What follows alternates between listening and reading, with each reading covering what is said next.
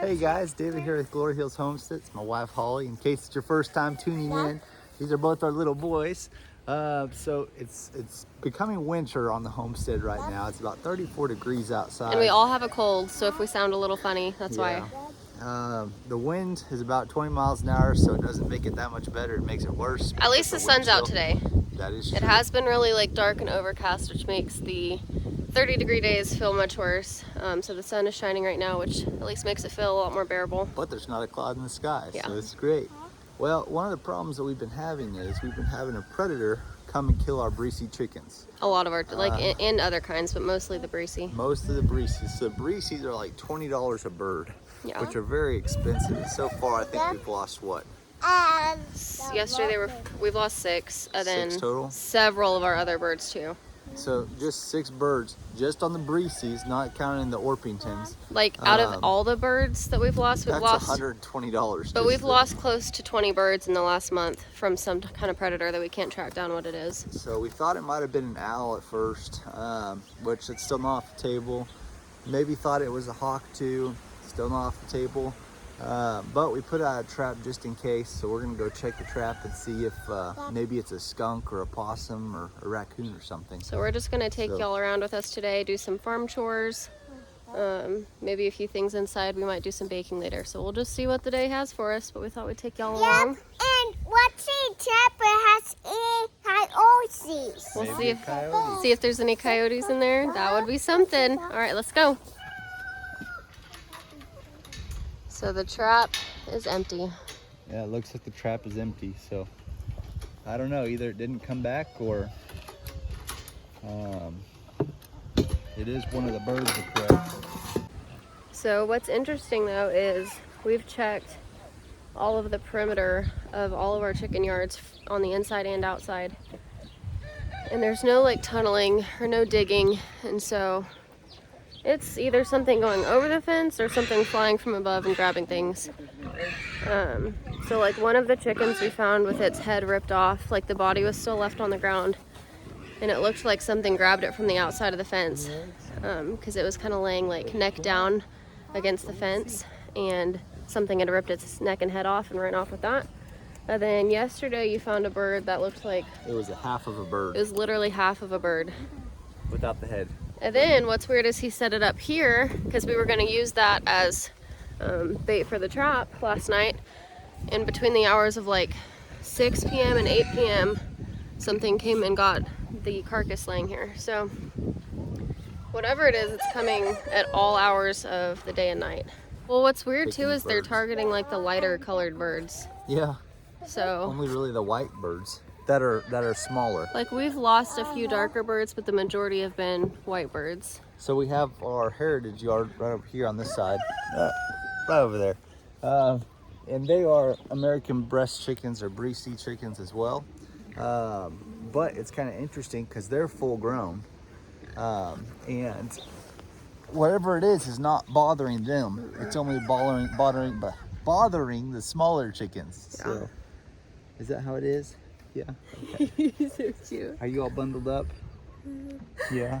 So we just need to figure out what it is and kill it because it's cost us so much money. And it's stressing out our flock. They haven't been laying good. Everyone's just hiding in their huts. It's winter time though. It is winter, but everyone's stressed out because, I mean, there's almost an attack every single night or day. So we need to figure it out for sure. I really like these watering system that we have. What we ended up doing is getting a 5-gallon bucket, and we got these little cups right here. Yes, they start to collect dirt over time, and you can wash them out, but they have been very, very helpful when it comes to our watering. We haven't had to water our chickens every single day like we had to do in the past. They're off of Amazon, but again, we'll have a link below where you guys can order them on there. So now we'll go over here to our feed. I think what we did on this is, again, we got a 5-gallon bucket. I think we got this one from Tractor Supply. And then we have this little feed, I don't know, hole, whatever you call it. And what we really liked about that is there's like 30 birds in here. And all of them can get fed from this 5-gallon bucket. So cool thing is, we've had to fill it up maybe once every 3 days, 4 days. Whereas before, whenever we had our meat birds in here, we filled this up.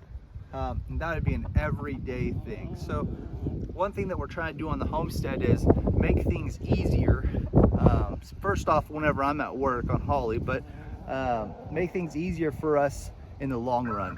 So one of the cool things about these birds, by the way, is we got 26 to 27 birds from our pastor. We go to a small church in Thomas, Oklahoma, and we've really been happy with that church and the community. But he said that he had some chickens and he wanted to get rid of some, and so he blessed us with about 26 chickens. So they're all breasty chickens or breasty chickens as well. So we're very happy and blessed with them. And also, this guy is so cute. I feel so bad for him. I don't know if you can see his toe is completely broken. Gotta get a good shot of it. Did you see his toe, David? Yeah. I know, he's so sweet. Anyway, this is one of the tactics we tried to use for the predator control, which, to my knowledge, we haven't lost anything in this yard since putting this up. So I don't know how effective it is, but we can link this down below too if you guys need a little owl predator thing. I don't know how well it works. We just put it up like 2 days ago, so we'll see. So here's an update on our hogs. What day do they go to butcher next week? So we're taking the butcher on the 7th of November. So yeah, next week, a week from today. It's October 31st today. So they're not as big as we would like, but they're also not growing as fast as we had hoped.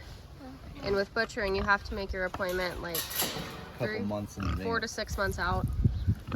And so you just kind of gauge it the best you can, and whatever you have by that time is what you have. So we were going to keep one for breeding, but we really don't like their genetics, and we're just going to take them all to butcher. Over there is little Ham. He's doing really good. He's had a heat lamp every night since he's by himself, so he's doing real good. But you stand there and I'll show a size comparison. I'll show both. Yeah. He looks big. How much do you think the biggest one weighs, roughly? Maybe 120 pounds. Yeah, so they're smaller than last 150 year. pounds. Have you missed eating pork? I have. Yeah. It's nice, especially during the winter time. Yeah, wintertime pork's pretty yummy. What we do for our pig feed is this. Over here we have our corn. It's corn clean out, so that means it's already cracked. And a lot of times it has either wheat, sometimes even some sorghum in it. So we get that from our local feed store. We had over 3,000 pounds. As you can see, we've kind of gone through a whole bunch of it. Cool thing is you can use it for a lot of different purposes. So I also use it for deer hunting, which is great in itself. But cracked corn actually digests a lot better in pigs and also chickens compared to whole corn. But what we end up doing is we grab some cracked corn with a coffee cup and we put them in the 5-gallon buckets. So we'll go over here. This right here is a 3-gallon bucket. This is a 5-gallon bucket. The 3-gallon bucket is for Ham. 5-gallon bucket is for other pigs. Cool thing about having a little homestead is this. The cow that Holly milks, Gracie, provides milk. And the milk is the lifeline to our homestead now. So everything we do focuses around that milk, which is so cool. So again, we get our corn clean out, put it in our 5-gallon bucket, and then we put milk on top of it, and we allow it to sit. We let it sit for anywhere between 3 to 5 hours. And the reason being is the milk infuses into that corn, and it makes the corn swell. In turn, whenever we give it to our pigs here in a second, they can digest it better, and it allows them to put on more weight. So just let you in on how we feed our pigs. And we eat ham and bacon. Ham and bacon. And that's how you grow ham and bacon.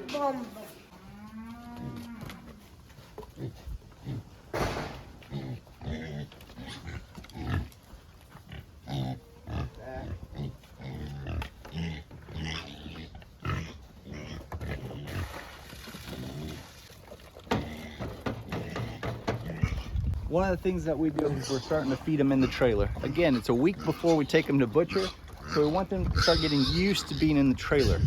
It's a big key to butchering hogs because hogs don't like things that they don't know. Again, we have in the past butchered 2 other hogs, Ham and Sister, or Bacon and Sister, I'm sorry. And it was a pain in the butt to get them into the trailer. They did not want to go. We ended up having to lasso them and drag them into the trailer, and it was just kind of rude, and not really that pleasing. So this has been a lot better option so far on how to get them in the trailer without having to manually put them in there.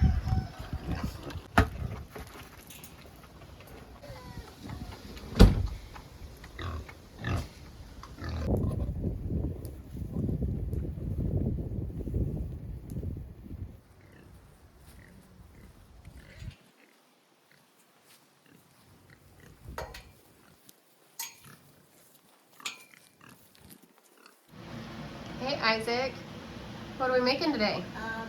Berries. Bread bowls. So then what are we gonna put in it later? Chew. Venison chili. Yum. It has onions. Has onions in it. Yummy. You ready? You my helper?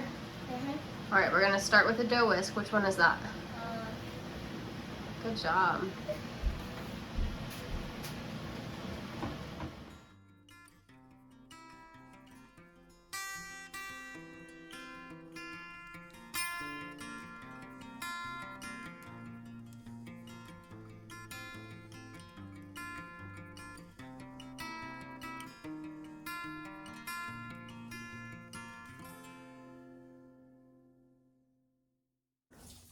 So today is Halloween, which God put a conviction on our heart to not celebrate that with our kids. We'll kind of go into why. But for a few years now, I've wanted to kind of start like a tradition where instead of like dressing up and going trick-or-treating and things like that, we do something special here at home. And so my sister actually blessed us with the tools to make my idea complete. And so now we're gonna go show you guys what we're gonna do. The boys know they have a surprise coming. I'm really excited to show it to them. So we're just gonna put up the camera and kind of film it, and you guys can see kind of how we explain it to them and what the surprise is. So I'm excited. All right guys, sit down. Why do you guys think we choose not to celebrate Halloween? Because it's not pleasing Lord. It's not pleasing to the Lord. Do we think that Jesus is coming back soon? Yeah. And so the Bible talks a lot about let your yes be yes and your no be no, right? And how important it is to not be lukewarm, but to be on fire for God. And God told him that sow me not and sow him not. Good, yeah. Jesus says to follow him, right? Celebrating the holiday of Halloween is not, we feel, it's not glorifying to God But not and what He wants for our lives. So, part of living in a broken world is knowing how to live in the world but not be of the world. And so, one second. And so, what is a way we can do that every day is to put on the full armor of God, right? What is that? What's your question? So big Halloween, not PC God. Yeah, I don't feel like it's pleasing to God. And if there's ever any question on, well, is it not? It's kind of better to just err on the side of knowing you're doing what is only pleasing to God. Yeah. So, do you guys know about the armor of God? Do you remember what that is? Yeah. So there's the helmet of salvation. Yep. Okay. There's the breastplate of righteousness. Yeah, that goes. Army. Yeah. And that's a sword. The sword of the Spirit, which is the word of God. Okay. And that's a bow. The belt of truth. I say bow. And the sandals of peace. Okay. So now we're going to read some verses about the full armor of God. It says, put on the full armor of God so that you can stand against the schemes of the devil. That's Ephesians 6:11. In every situation, take up the shield of faith, which you can extinguish all the flaming arrows of the evil one, which is Satan, right? So that's Ephesians 6:16. For this reason, take up the full armor of God so that you may be able to resist in the evil day, and having prepared everything, to take your stand. That's Ephesians 6:13. Come sit down, Bubba. For our struggle is not against flesh and blood, but against the rulers, against the authorities, against the cosmic powers of this darkness, against evil spiritual forces in the heavens. So the Bible says that when we're having battles against things, it's not against flesh and blood, it's against evil, right? Yeah. And it's all spiritual battles, Uh-huh. right? And the double in So the what Satan. that means is the battle is not between you and me, because this is flesh. It's some of it we can't see because it's spiritual, right? So it's between angels and demons, right? It says, finally, be strengthened by the Lord and by his vast strength. Ephesians 6:10. So we want you guys to be able to always put on the full armor of God. And we wanted you guys to have a visual reference of what that looks like. So we want you guys to open these in just a second when I say. Okay, guys, go ahead and open it. What is that? Thank you.